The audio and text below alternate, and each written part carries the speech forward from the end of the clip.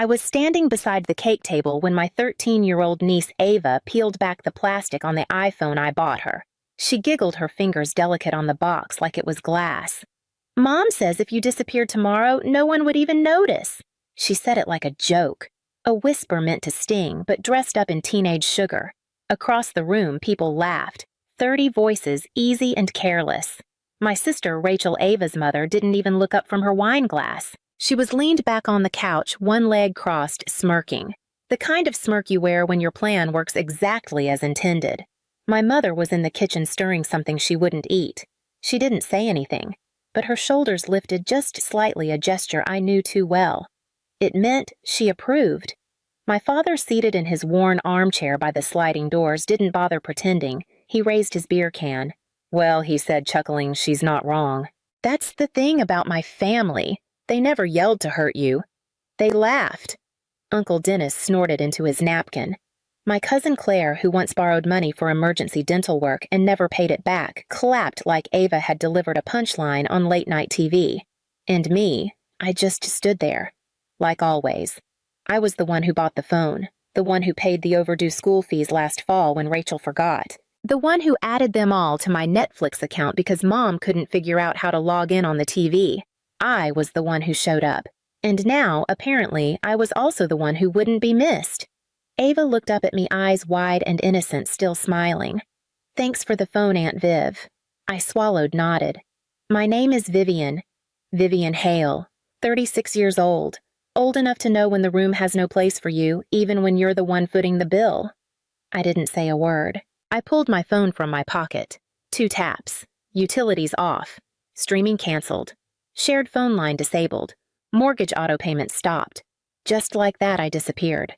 No one noticed, and that was the last thing they ever got from me for free. I didn't stay for the cake. They were lighting candles when I slipped my coat from the hook near the laundry room and stepped outside. No one followed. No one noticed. The cold caught in my throat. January in Ohio has a way of reminding you what silence really feels like. That bite of air between your collar and your skin, the kind that makes you hunch without meaning to. I didn't go home. Not yet. I drove to my apartment across town, a 3rd-floor walk-up with no elevator and terrible insulation.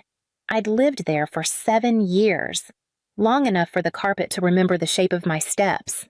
But somehow that night it felt like a waiting room, not mine, not anymore. I took off my shoes at the door, not out of habit, out of finality. There was no rush. I didn't cry. I didn't scream or pack in a fury like women do in movies. I made tea. Then I opened the closet and pulled down an old black backpack I hadn't touched since college. Nylon faded at the seams, zipper stiff from years of disuse. But it held. I filled it slowly. A folder with printed copies of utility bills I'd paid. A thumb drive labeled family records in my handwriting. The prepaid tuition slips from Ava's school. A photo of me and Grandma June back when her hands still worked and she could beat me at Scrabble, and then folded in quarters a legal document. A quitclaim deed signed and notarized, transferring full ownership of Grandma's lake house to me. Dated 6 months before she died. They didn't know about it. Rachel still talked about the house like it belonged to her. "The kids love summers up there," she'd say. "We might renovate it one day." I never corrected her. Back then, I thought letting them believe was easier than explaining. But now the house was mine, and I was done explaining anything to anyone. I zipped the backpack and placed it by the door. I packed a second small overnight bag, essentials only. Change of clothes, toothbrush, phone charger, flashlight. Then I sat, for a long time. The apartment hummed like it always did. Faint fridge motor, distant traffic, the click of a heater that never worked right. Nothing dramatic, just life softly turning its back. At 2:13 a.m., I stood, slung both bags over my shoulder, and turned off the lights.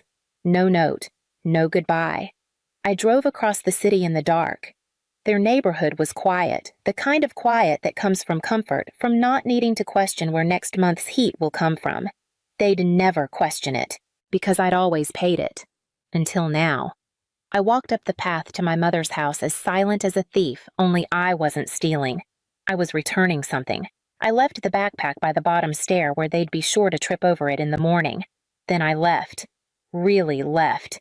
By the time they opened it, I was already out of state, already on my way to reclaim what they never knew they'd lost. They say systems break slowly then, all at once. By 7:41 a.m., Rachel had called my phone 4 times. By 8:12, my mother had texted, "Something's wrong with the Wi-Fi, can you check?"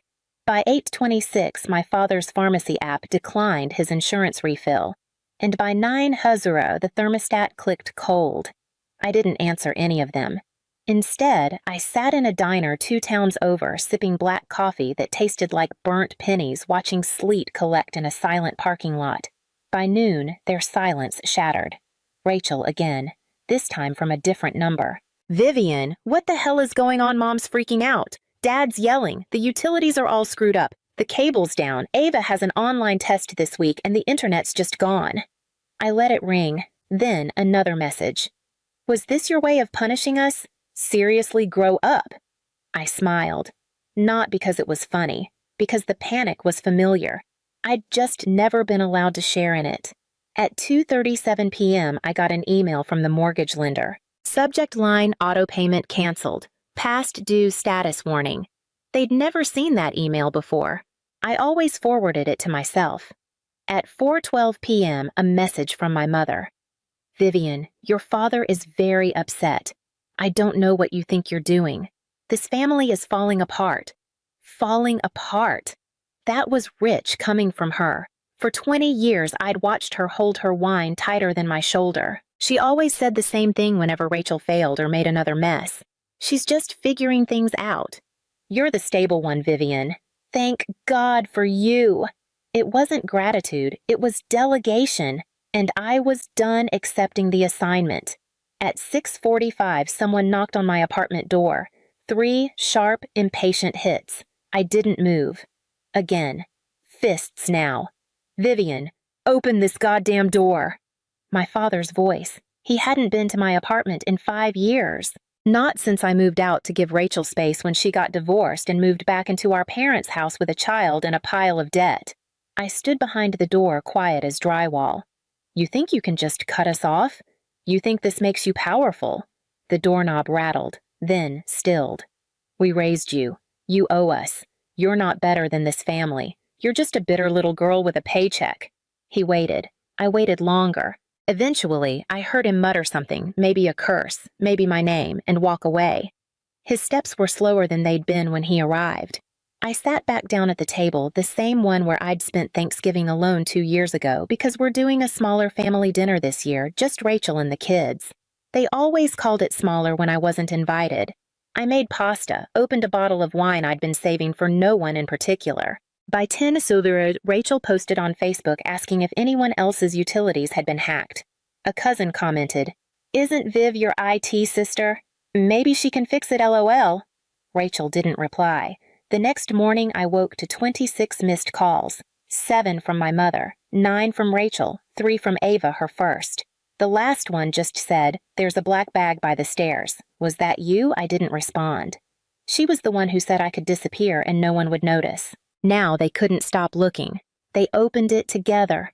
My mother told the story later to a neighbor, I think. I wasn't there, but I know how it went. It sat by the stairs for a day and a half untouched. They assumed it was something Ava left behind, or maybe a donation drop-off from one of Rachel's friends. Nobody thought of me. Not until the water was fully shut off. Not until Rachel's husband, the new one, had to shower at the gym because the pipes were stone cold. Then they opened it. Black nylon. Stiff zipper, nothing fancy. The kind of thing you overlook for years in a closet thinking it holds nothing of value. But inside, I'd packed everything they forgot to remember. The first thing my mother pulled out was a folder. Inside, printed PDF copies of the last 4 years of utility bills. Each one marked with a yellow sticky note, paid by V. Hale Electric. Gas, trash, cable, pest control. Next, my father's pharmacy receipts, the co-pays. The delivery fees, the emergency inhaler refills. I never even told them I was the one reactivating his account when he forgot the password. He always thought the system just remembered. Then 2 school tuition invoices. Ava's private arts academy. Rachel always said they had a scholarship partial maybe, but the rest, it came from the same routing number tied to my account. Folded among the papers was a grocery list. Not mine, my mother's. I'd found it in her handwriting years ago. On the back, I wrote, "Everything here paid 3/12/19. You told me not to tell Dad you forgot the card again." Then came the flash drive. I don't know how long they waited before opening it. Maybe they thought it was a virus. Maybe they hoped it was blank. But it wasn't. Inside 4 folders. Audio documents, screenshots. June was Grandma. I'd saved every voicemail she ever left me. She didn't leave many. But the last one was just before the stroke. Her voice was shaky but clear. "Vivian, sweetheart, I signed the papers. The house is yours. I know they won't like it. I don't care. You're the only one who showed up. Keep it quiet until you need it." Then she laughed low and dry. "Lord, they'll hate this." Good. There was also a scanned PDF of the quitclaim deed, signed by June Hale. Notarized, stamped, filed in my name, full ownership of the lake house in Knox County. The one Rachel redecorated last year without asking. The one my father still referred to as our family's legacy. I imagine they sat very still after that. Because after all the bills, all the names, all the yellow sticky notes, all the voice recordings and screenshots of Rachel calling me a paycheck in a pantsuit, after all that, there was one last thing. A photo. It was old, faded, me and Grandma June on the porch swing at the lake house. I was maybe 13. She was holding my hand. On the back, she had written in shaky blue ink. She was the only one who remembered my birthday. Vivian deserves something that lasts. I wasn't there when they found that. But I hope for once they read it slowly, because it was the only goodbye I left. And it wasn't for them. It was from her. He invited me like nothing had happened. No apology, no explanation. Just a one-line text, section 112, row G, game night. Let's talk. I read it 3 times before I put my phone down. He still thought this was about negotiation, but I said yes. Because by now, he had the backpack, and I knew he'd read what was inside. Or at least skimmed it. The stadium was packed. You could smell metal snowmelt and mustard. The kind of noise that doesn't come from the game, but from the people needing something to scream at. I found him easily. Gordon Hale, my father, sitting exactly where he said he'd be, holding the black backpack on his lap like it was a trophy or a warning. He looked older than he did in my memory, more like a man defending a past he couldn't afford to have questioned. I sat down 2 seats away, not next to him, just close enough to make sure he knew I wasn't hiding. He didn't say hello, just grinned like he was the one giving me a second chance. His hand tapped the bag. He called it our little time bomb, said it wouldn't hold up, that no one would believe some bills, a voice message from a dead woman, and a property deed she probably didn't mean to sign. He spoke low, sharp, too fast, like a man who knew the argument wasn't working, but still needed to say the words to feel taller. I watched him. His knuckles were white. The corner of his mouth twitched between bravado and something closer to panic. He kept trying to laugh, but nothing was funny. He told me I was cruel, that I'd embarrassed the family, that people saw the video, the backpack, the bills, the recording, and thought I was out for revenge. He said Mom cried, that Rachel was losing sleep, that Ava had to face questions at school. And then finally he asked me, "What do you want?" I turned slowly, looked at him, looked at the crowd. The noise around us was a blur. Popcorn sellers' fans yelling at refs' laughter that didn't belong to either of us. And I said nothing, because he already knew the answer. He just didn't want to say it out loud. He wanted control, narrative, image. But the thing about paper, it doesn't lie like people do. I stood. He grabbed my sleeve. I shook him off. Not hard, just enough. I walked 1 row up, turned to face him. He flinched like I'd pulled a mic, but I didn't raise my voice. I didn't need to. "My name is Vivian Hale," I said loud enough for the section to hear. "And for 20 years I paid for this family to function. Not because they asked, but because they never thought I'd say no." People turned. A woman near the aisle whispered to someone, "Isn't that the Hale girl I paid the power bills, the school fees, the hospital debt, the groceries?" And when I stopped, they said I was the one who abandoned them. I held up the folder, the same one I packed that night before I disappeared. Light caught the seal of the deed. Someone behind me snapped a photo. This is the transfer deed to the Hale Lake House, signed by my grandmother 6 months before she died. She gave it to me because I was the only one who stayed when she couldn't walk anymore. My father tried to speak something about legacy inheritance misunderstanding, but I didn't let him finish. You always told me I was lucky you raised me. But the truth is, you never did. I raised myself, and then I carried all of you. I stepped forward, dropped the folder at his feet. You don't have to like it, but you don't get to lie about it anymore. Then I walked up the stairs past rows of silent strangers. I didn't run. I didn't look back. And for the first time in my life, I wasn't walking away from a fight. I was walking out of the role they wrote for me and locking the door behind me. They didn't call that night, but by morning my phone pulsed like a dying heart. 27 missed calls. Rachel, Mom, one from Ava. Then came the messages. First blame. Rachel said I'd humiliated the family, that Ava was crying, that the internet had no context. She said I weaponized the truth, as if that was worse than burying it. Then guilt. Mom's voicemail was soft, too soft. The kind of tone she used when she wanted something but didn't want to seem like she did. Vivian, please. This isn't who we are. We're a family. We just need to sit down talk. Your father's quiet. Rachel's upset. I miss you. I listened once, then deleted it. That was the most grace I could offer. By afternoon, the story shifted again. Someone must have recorded the stadium scene. A neighbor, maybe. One of those phone-in-hand, justice-on-demand types. It started making rounds online. No names. Just the voice of a daughter calm listing every bill she'd ever paid for the people now pretending she didn't exist. I didn't post it, but I didn't need to. The truth travels fine without permission. That night, Ava sent me a voice message. Just one line, quiet and trembling. I didn't mean it. I didn't know it would matter. She didn't say what it was. The party. The sentence, the look that followed. But for once, she said my name like it had weight. I didn't answer, because I wasn't angry. I was finished. 3 days later, someone forwarded me a screenshot, a Facebook post. My mother standing beside Rachel and Ava, smiling like grief made her stronger. The caption read, "Sometimes families go through hard seasons, but love finds its way. We believe in forgiveness even when it's not returned." Below, "You're such a strong mama, proud of how you're handling this with class. Family always wins. Narrative reclaimed. History rewritten." I didn't respond.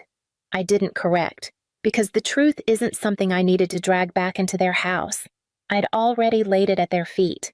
Later that week, I sat at my kitchen table, barefoot, a cup of tea cooling in my hands. The apartment was quiet, the kind of quiet you earn.